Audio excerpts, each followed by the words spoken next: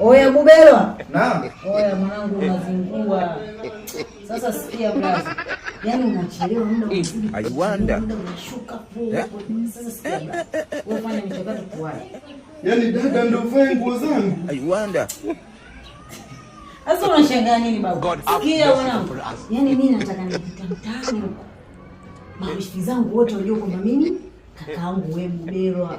Au sio? Ndio maana nimevaa kodi hizi hapa. Yaani wakiniona tu wenyewe kwanza lazima washtuke. Yule siku ufuje kushangaa. Kumbe wangu hivi. Yaani leo pigo zako tu kaka. Yaani dada kiatu, suruali, kila kitu, kofia umevaa za kwangu. Ukipita mtaani unajua nguo zangu. Wajue sasa unafikiri mimi wifi zangu watantambuaje au nitambulishi? Mimi nataka maifu anijue kama mimi wewe kakaangu. Au sio? Kama vipi tuanze? Ni uzuni. Basi ngoja nijiandae na kutoka hapo. Jiandae. Why usiende kukaa sana huko ndichi. A few moments later. Dada. God have mercy. Unajibu kweli? Jamani.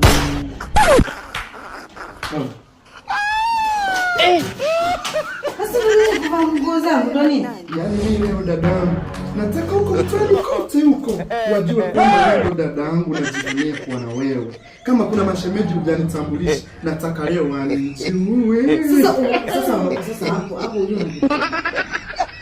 Sasa shemeji yako akishakuona wewe atajua wewe ndo mimi inakuwaje? God have mercy upon us. Mfano mwanangu mimi akisema sasa nakutaka wewe inakuwaje? Tunaangalia cha kufanya. Kwa hiyo kwambia atikisa. Sinafanya tu hivi. Wao tu tukabadilisha.